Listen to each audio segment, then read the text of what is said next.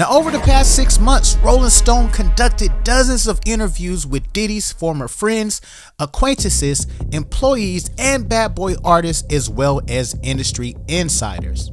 Now, out of 300 plus people contacted for this investigation, reportedly more than 50 were willing to speak about their experiences. Now, several would only do so off the record for a fear of retribution, and some even requested compensation in exchange for their stories. However, Rolling Stones made it clear that they do not pay for interviews. Now, many did decline to participate, wanting to distance themselves from Diddy. Those who did speak about Diddy described a complicated man with opposing personas. Outwardly, they see a tastemaker who was unapologetically driven, generous and jovial, and even silly at times. He can be the same privately, but associates who got close enough to him discovered something darker behind the facade. A menacing figure who desperately wanted to be accepted and admired, who used public declarations of devotion, splashy donations, and boasts that he is brother love to hide an undercurrent of alleged abuse and violence that in one previously unreported allegation traces back to before his career even started.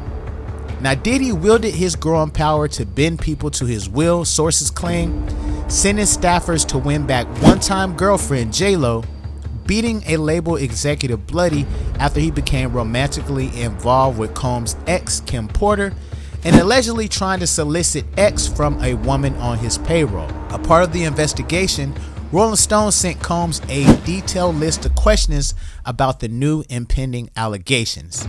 He did not specifically address any of them. It says Diddy cannot comment on settled litigation, will not comment on pending litigation, and cannot address every allegation picked up by the press from any source, no matter how unreliable, stated his attorney Jonathan Davis. Now, Joy Nickerson-Neal, who is suing Diddy for ex assault, tells Rolling Stone that her decision to come forward isn't about money. It's about making sure the world sees that this man who rose to the level of an icon is actually sick and has left many victims in the wake of unpunished, disgusting behavior for years.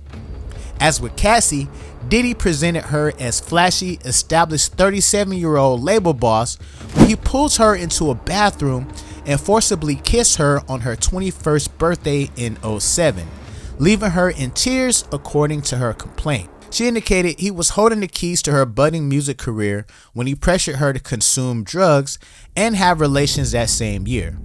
Diddy quickly became deeply entrenched in every aspect of her life, paying for her apartment, having her medical records sent directly to him, and lashing out for perceived slights, the lawsuit indicates.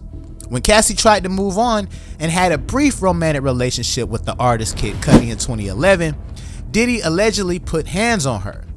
Now, Diddy told Cassie he planned to blow up the rapper's car in his driveway, the lawsuit indicated. Come on now, who's your puff daddy, huh? Who takes care of you, huh? Now, in a statement to the New York Times in November, Kid Cudi confirmed that his car did explode. He said this is all true. In her suit, Cassie says she learned to blindly submit to Diddy to avoid getting the brakes beat off of her. Eventually, her lawsuit claims that the abuse extended to ex trafficking, with Diddy ordering her to slather herself in oil, get toe up and drunk, and have relations with male ex-workers while Diddy pleasured himself and filmed the interactions, which he dubbed freak-offs. She learned to disassociate during these horrific encounters. Now, the public got a disturbing window into Diddy's treatment of Cassie in a surveillance video unearthed by CNN. In it, a towel-clad Diddy is seen pursuing a barefoot and fleeing Cassie after he allegedly put hands and feet on her during a freak-off in Los Angeles hotel in 2016. At an elevator bank, Diddy throws Ventura to the ground, kicks her, stomps on her, and attempts to drag her to the room before grabbing what appears to be a vase off a table and hurling it in her direction. Now, Cassie describes the incident in her lawsuit and alleges that Diddy paid the hotel $50,000 to obtain the footage. Puff is out here acting crazy. He's beating her, fellow students said, according to a classmate at Howard. He screamed and hollered and acted a stone fool until she came downstairs, another Howard student who witnessed the alleged attack told Rolling Stone. She says Diddy used what appeared to be a belt to strike the young woman all over the place.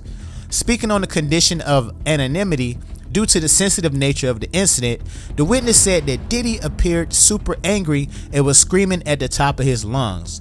She says he whooped her butt, like really whooped her butt. The witness says the woman was clearly terrorized. She was trying to defend herself a little bit. She was crying, and we were telling him, get off of her. We were screaming for her. Third source also recalled the alleged assault to Rolling Stones. The woman at the center of the alleged attack declined to come forward and comment.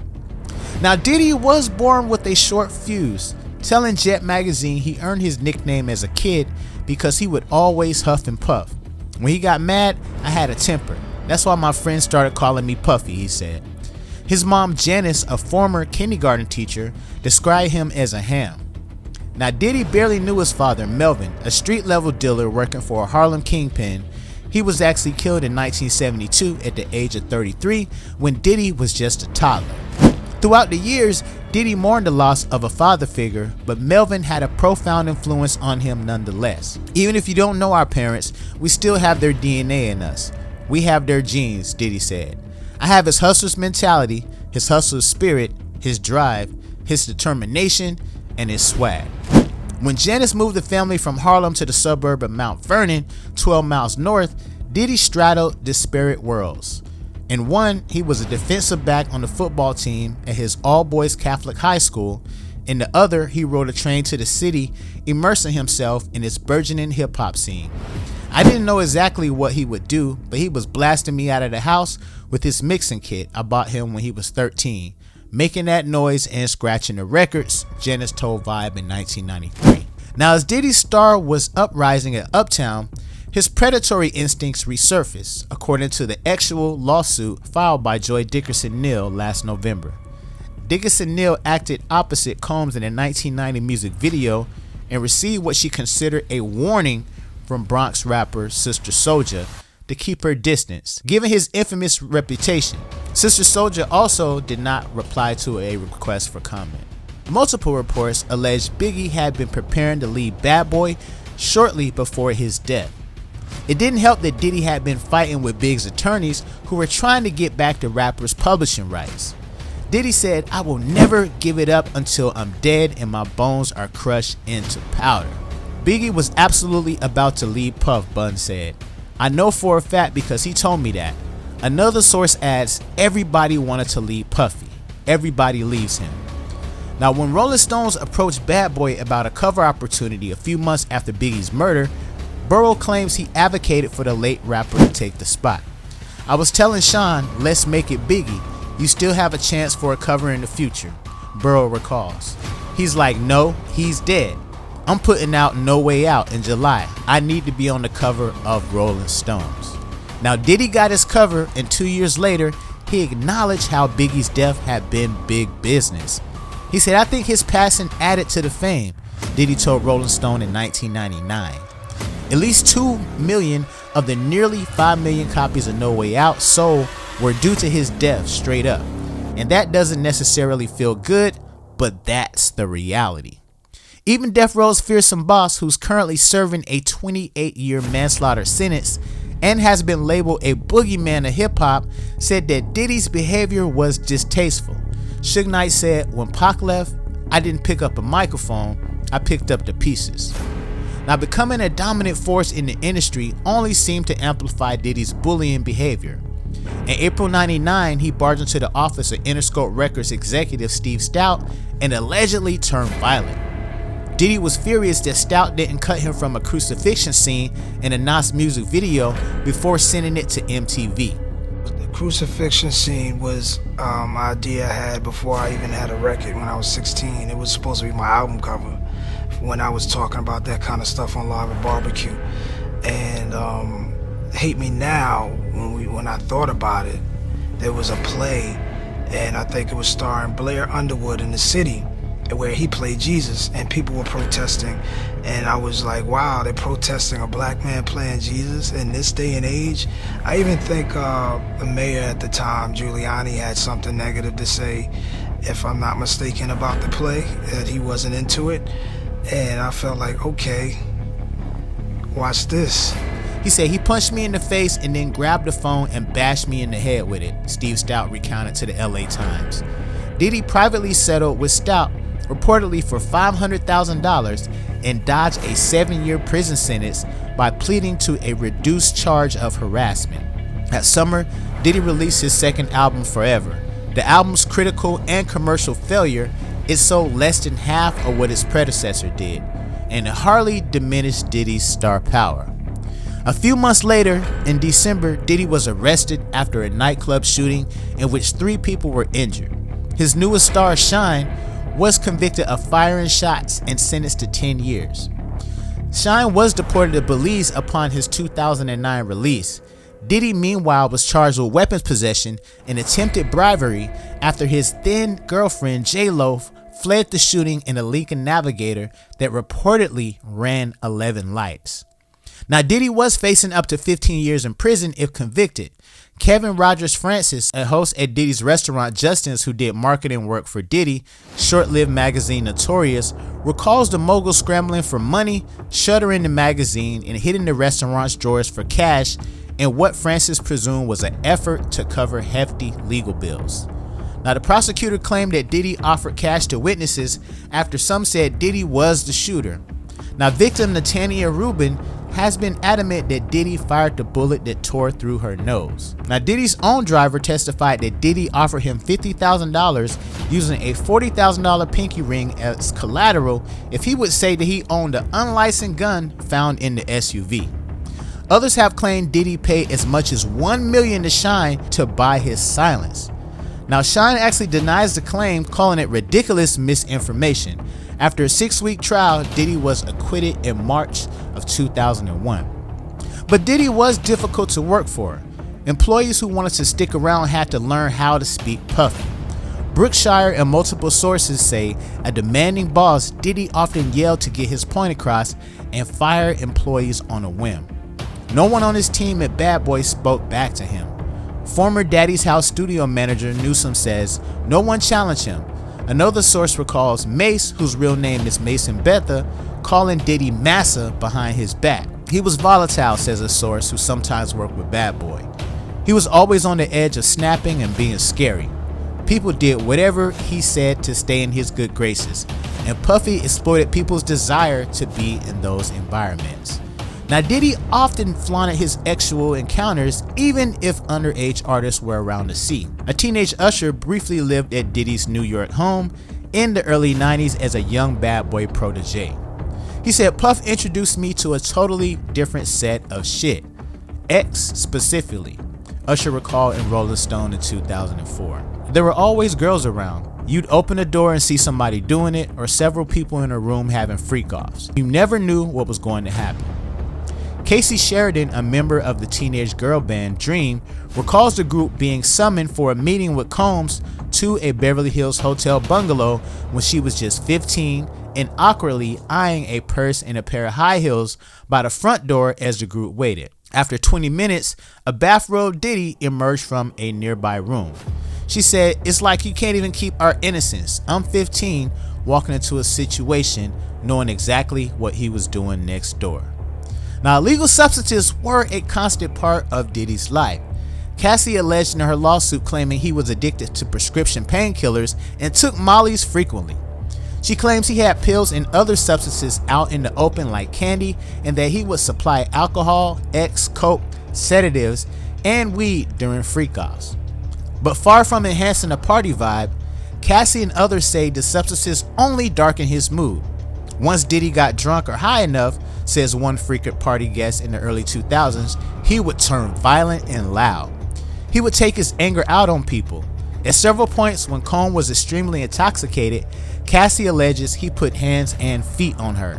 There was one term of the deal where Diddy never disclosed, sources indicate. The women who signed up to be in a relationship with him were not allowed to walk away. Damian Vasquez, a former Bad Boy intern, says Diddy and Lopez broke up. Diddy had staffers camp outside MTV's TRL studios with signs to win her back. Cassie claimed that every time she hid, Diddy's network of operatives found her and implored her to return, including a Bad Boy executive who threatened to withhold the release of her music if she didn't return to Diddy.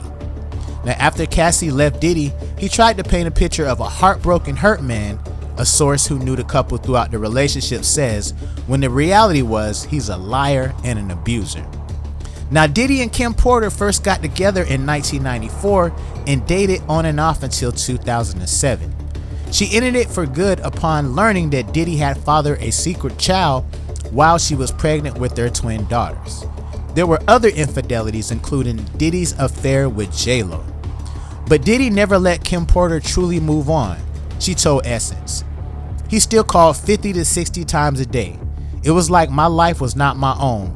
He was very, very intrusive." In 2000, Kim Porter's fledgling courtship with the late music executive Shakir Stewart enraged Diddy. When the industry gathered for L.A. Reid's wedding in Italy that summer, Diddy went to Stewart's room after the ceremony and allegedly broke a chair over Stewart's head. Stewart's mother and two of his close friends told Rolling Stones he left him bleeding on a hotel floor in Italy. He had to have stitches, and then Diddy threatened him, "I'm going to kill you." That's when he said, "You need to get out of the music business. This man is crazy." In 2017, Diddy was sued for sexual harassment by his personal chef, Cindy, in a lawsuit that seemed bizarre at one time but has gained renewed scrutiny. Now, Cindy claimed that when she worked for Combs back in 2015 and part of 2016, he regularly had her serve dishes while he and his guests were engaged in sexual activity. Now, she claimed that Diddy once asked her to prepare an after X meal, then greeted her while he was bucky naked and asked if she liked his bare body. One incident in August 2015 allegedly involved Diddy ordering her to serve him breakfast in his room and then partaking in sexual activity with the model Gina. Reportedly, the chef actually dropped the food on the table and fled. The lawsuit was forced into arbitration and ended privately. A lawyer for her did not reply to a request for comment. Now, Gina, meanwhile, reemerged in 2019 with claims that Diddy put hands on her. In an interview, Gina said that she started dating Diddy in 2014 and that he offered her $50,000 to terminate her pregnancy that year. Gina also said that Combs shoved her to the ground and dragged her by her hair in 2018 in a jealous rage and once stomped on her stomach. The allegations barely made any noise, and Gina went silent after that interview. Now, sources indicate saying that Diddy is preparing for a fight for his reputation, his legacy, and in some senses, his life. The feds declined to say much after the March raids, but a source confirmed that investigators in the Southern District of New York interviewed potential witnesses as part of an ex-trafficking and racketeering probe. Now, agents may also examine Diddy's alleged ties to the famous Black Mafia family cartel after the Detroit Jane Doe alleged in her suit that the group is rumored to have seeded Bad Boy. Currently, no other criminal charges have been announced for Diddy. However, there is a probe that is going on. Now, you think this video is crazy? Click on the link that's currently on your screen right now to check out the YouTube channel Lionel B Stories for more addictive mini documentaries.